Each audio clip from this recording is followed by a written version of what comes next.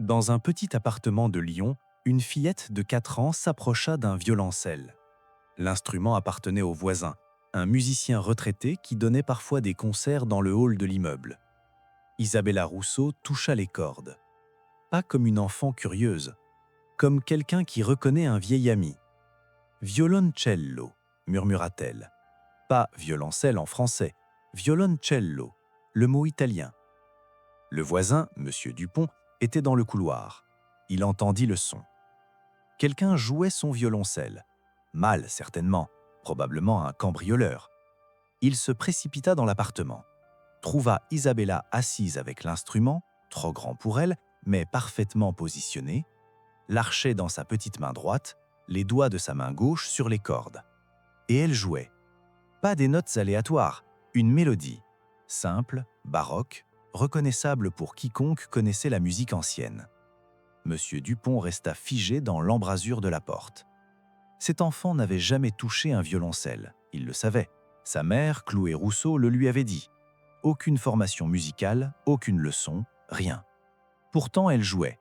Maladroitement, oui, ses doigts étaient trop petits, sa technique inexistante. Mais la musique était là, la compréhension, l'âme.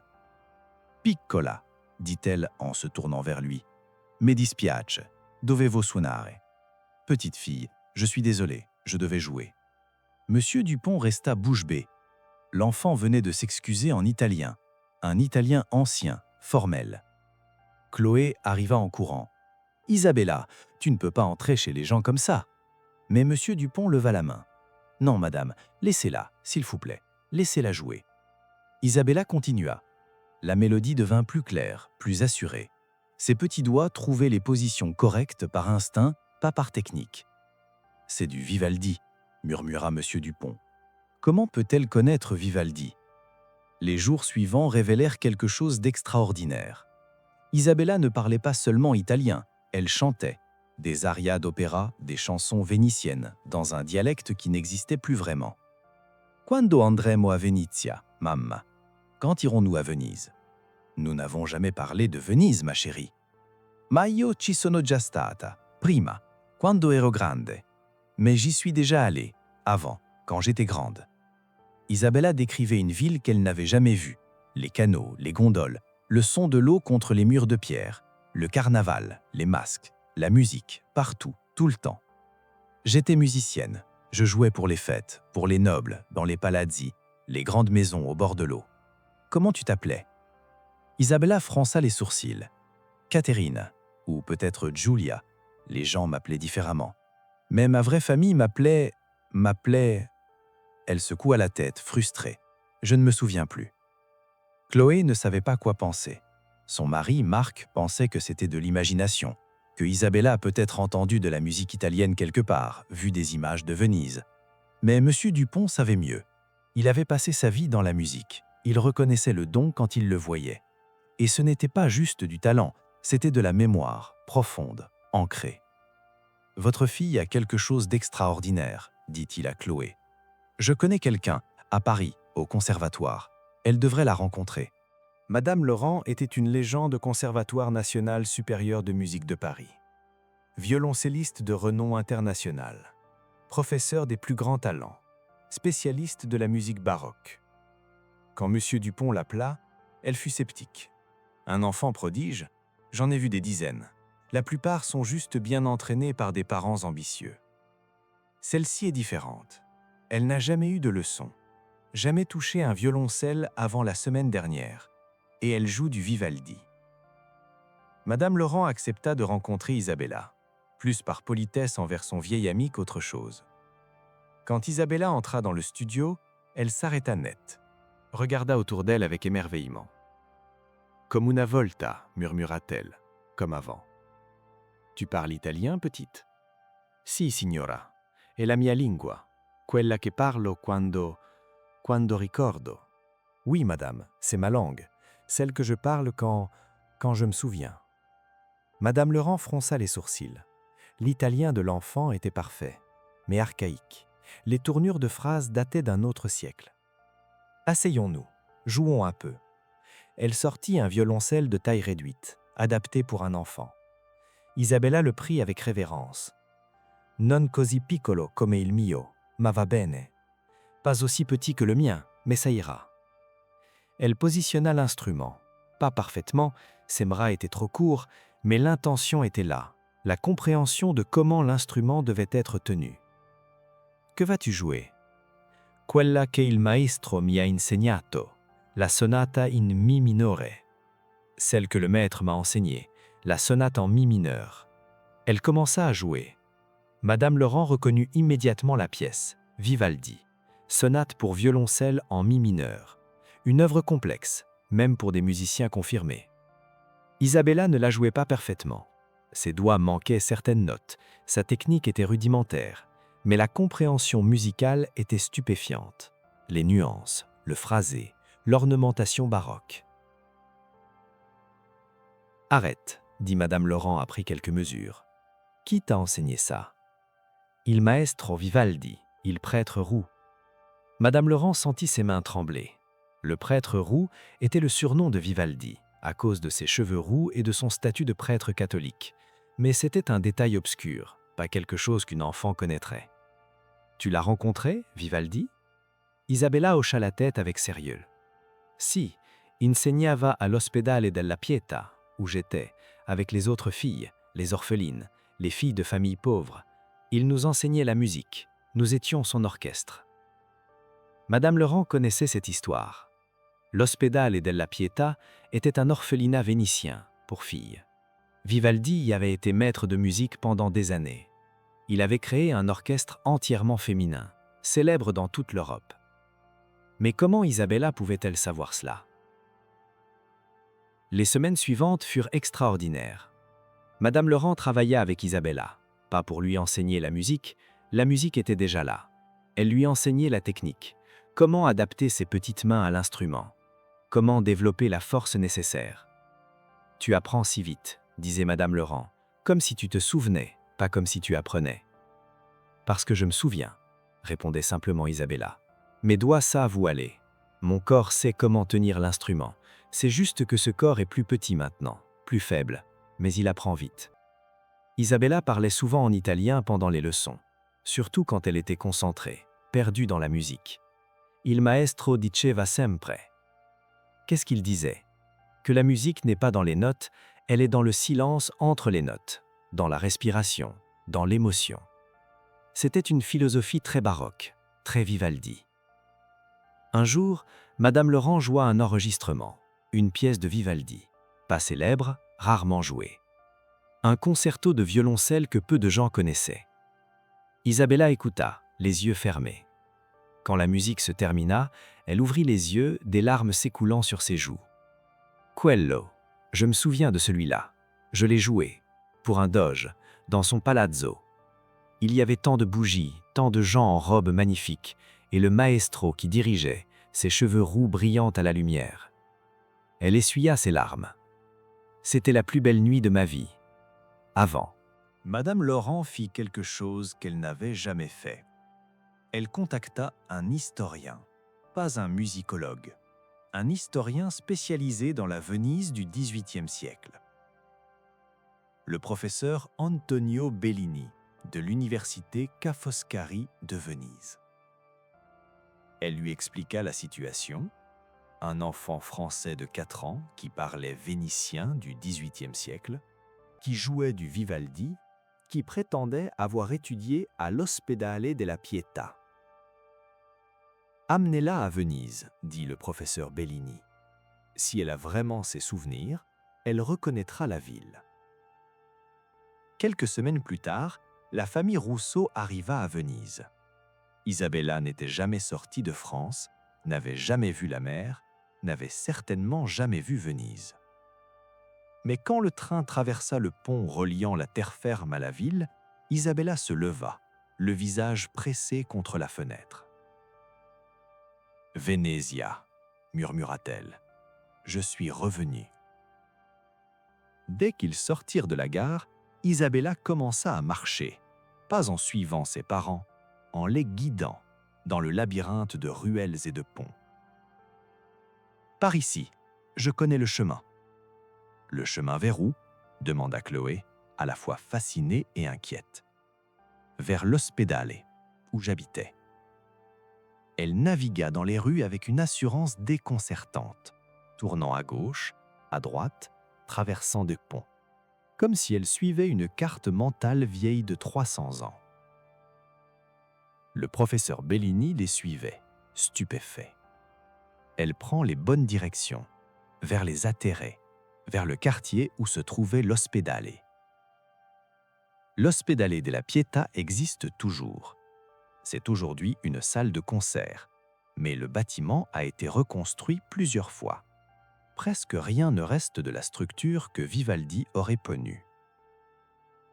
Isabella s'arrêta devant le bâtiment, fronça les sourcils. Ce n'est pas pareil. Les murs sont différents, mais l'emplacement est correct. C'est ici, je le sens. À l'intérieur, une répétition était en cours. Un orchestre jouant de la musique baroque, du Vivaldi justement. Isabella écouta, ferma les yeux, commença à bouger ses doigts comme si elle jouait un instrument invisible. Je connais cette pièce, le concerto pour violoncelle en G majeur. Nous l'avons joué pour le carnaval. J'avais 16 ans. Le chef d'orchestre avait arrêté de diriger. Regardez cet enfant qui mimait parfaitement les positions de doigts, suivant la musique avec une précision impossible. Après la répétition, il s'approcha. « Petite, comment tu connais cette musique ?»« L'ho imparata dal maestro. Je l'ai apprise du maître. » Le chef sourit, pensant qu'elle parlait d'un professeur moderne. « Ton maître t'a bien enseigné. »« Si, il maestro Vivaldi era molto exigente, ma anche molto gentile. » Oui, le maître Vivaldi était très exigeant, mais aussi très gentil. Le sourire du chef disparut. Il regarda le professeur Bellini, qui hocha gravement la tête. Ils passèrent plusieurs jours à Venise, visitant différents sites. Isabella reconnaissait certains endroits, pas d'autres. Les bâtiments avaient changé, la ville avait évolué, mais la structure de base restait. Ce pont, je le traversais tous les jours pour aller au marché, acheter des partitions pour le maestro. Cette église, nous y jouions parfois, pour les messes. L'acoustique était magnifique. Ce palazzo, j'ai joué là une fois, pour un homme riche. Il aimait tellement ma musique qu'il m'a offert un collier, mais la directrice me l'a pris. Les filles de l'Ospedale ne pouvaient rien posséder. Chaque souvenir était vérifié par le professeur Bellini. Les lieux existaient, les pratiques décrites correspondaient aux documents historiques. Un soir, ils prirent une gondole pour faire plaisir à Isabella, la voir réagir à l'expérience emblématique vénitienne. Mais dès que la gondole commença à glisser sur l'eau, Isabella devint très calme. Ses yeux se remplirent de larmes. Ça, c'est ce qui me manquait le plus. Le son de l'eau, le mouvement de la gondole, le gondolier qui chante. Toute Venezia est une chanson, une symphonie d'eau et de pierre. Le gondolier, curieux, demanda en italien « Tu viens souvent à Venise, petite ?» Isabella répondit dans son italien ancien « È la mia prima volta in questa vita, ma ci sono stata molte volte prima. » C'est ma première fois dans cette vie, mais je suis venu plusieurs fois avant. Le gondolier ne comprit pas vraiment, mais il commença à chanter, une vieille chanson vénitienne, traditionnelle. Isabella se joignit à lui, connaissant chaque mot, chaque note. Sa voix enfantine mêlée à la voix grave du gondolier, flottant sur l'eau sous les étoiles. Les touristes dans d'autres gondoles s'arrêtèrent pour écouter, filmèrent avec leur téléphone. Cette scène magique, une enfant française chantant en vénitien avec un gondolier sur les canaux. De retour en France, quelque chose d'extraordinaire se produisit. Isabella commença à composer. Pas de la musique d'enfant, de la musique baroque, complexe, structurée, belle. Madame Laurent écoutait, stupéfaite, pendant qu'Isabella jouait ses propres compositions. C'est du vrai baroque. Les progressions d'accords, le contrepoint, l'ornementation. Où as-tu appris cela? Je ne l'ai pas appris. C'est comme ça que la musique est censée être. C'est comme ça que le maestro nous enseignait. Isabella écrivait même ses compositions, sur du papier à musique, pas avec la notation moderne, avec les conventions baroques, les symboles et abréviations utilisés au XVIIIe siècle. Regardez ici, montrait Madame Laurent à ses collègues. Elle utilise la basse continue, les chiffres pour indiquer les accords. Personne n'écrit comme ça aujourd'hui. Nous devons l'enseigner comme une curiosité historique, mais elle l'utilise naturellement. Une de ses compositions attira particulièrement l'attention. Une sonate pour violoncelle, mélancolique, belle, avec une complexité qui semblait au-delà de ses 4 ans. « C'est ma chanson », dit Isabella, « celle que j'ai écrite quand j'avais 17 ans, avant, quand j'ai appris que je devais quitter l'hospédale, que j'étais trop vieille pour rester. Qu'est-ce qui s'est passé? Je suis partie. J'ai essayé de devenir musicienne indépendante, mais c'était difficile pour une femme. Les orchestres ne voulaient pas de moi. Les églises disaient qu'une femme ne pouvait pas jouer dans leurs espaces sacrés. » Isabella toucha le violoncelle tristement. « J'ai joué dans les fêtes, les carnavals, parfois dans la rue. J'ai survécu, mais ce n'était pas la même chose. À l'hospédale, nous étions protégés, respectés. Dehors, j'étais juste une curiosité, une femme qui ose jouer un instrument. Tu te souviens de ta mort? » Isabella secoua la tête. « Non, juste qu'un jour, j'étais vieille, fatiguée, seule. Et puis je suis ici, petite encore, avec une nouvelle famille, une nouvelle chance. » À 5 ans, Isabella donna son premier concert public, au conservatoire, devant des musiciens professionnels, des critiques, des mélomanes. La salle était silencieuse pendant qu'elle jouait, cet enfant avec un violoncelle presque trop grand pour elle, créant de la musique qui transportait l'audience à travers les siècles. Quand elle termina, l'ovation dura 5 minutes complètes, des larmes sur de nombreux visages. C'est comme écouter un fantôme du passé baroque. Isabella grandit, 6 ans maintenant. Les souvenirs restent vivaces. Pas tous les détails, mais l'essence. La musique surtout. La musica non muore mai, dit-elle souvent. La musique ne meurt jamais.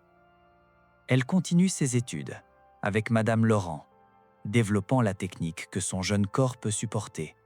Mais la musique est déjà là, attendant juste que ses mains grandissent pour l'exprimer pleinement.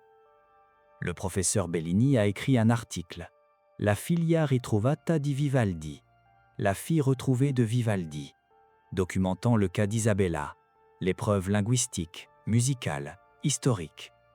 Nous ne pouvons pas expliquer Isabella par des moyens conventionnels, écrit-il, mais elle nous offre quelque chose de précieux, une fenêtre sur un monde perdu. La musique baroque n'est plus juste des notes sur du papier, elle vit, elle respire, à travers cet enfant extraordinaire. Isabella ne veut plus devenir violoncelliste de concert, pas seulement ça. Je veux enseigner, comme le maestro enseignait, partager la musique, aider les filles qui n'ont pas de voix, leur donner la musique comme voix. Elle parle déjà de créer une école, une nouvelle Ospedale della Pietà, pour les enfants de familles pauvres, pour leur enseigner la musique, gratuitement, comme Vivaldi le faisait. Parce que la musique n'est pas juste pour les riches, elle est pour tout le monde, surtout pour ceux qui souffrent, qui ont besoin de beauté dans leur vie. Chloé regarde sa fille avec émerveillement. Cette sagesse, cette passion, dans un corps si petit. Les souvenirs d'Isabella ne s'estompent pas. Ils évoluent, deviennent partie d'elle. Pas une autre personne, juste des couches, des expériences de 2 vies qui se mêlent. Elle est Isabella, française, moderne, aimant les dessins animés et le chocolat. Mais elle porte aussi Caterina, ou Giulia, ou quel que soit son nom, la musicienne vénitienne, l'orpheline, l'élève de Vivaldi. 2 âmes? Non, une âme, avec 2 histoires. Et la musique les unit, traverse les siècles, relie passé et présent. Isabella s'assoit au violoncelle, ferme les yeux, commence à jouer. Ce n'est pas du Vivaldi, C'est sa propre composition, nouvelle, mais avec l'âme du baroque. La mélodie s'élève, remplit la pièce, traverse les murs, les années, les océans. Atteint Venise, les canaux qui chantent encore, les gondoles qui glissent, les pierres qui se souviennent. Et peut-être que quelque part, dans le royaume où habitent les mélodies éternelles, un prêtre aux cheveux roux sourit. Son élève est revenu, sous une autre forme, dans une autre époque. Mais la musique reste la même, immortelle, intemporelle, éternelle. Isabella joue et le monde écoute. Car certaines mélodies ne meurent jamais vraiment. Elles attendent juste les bonnes mains pour les libérer à nouveau.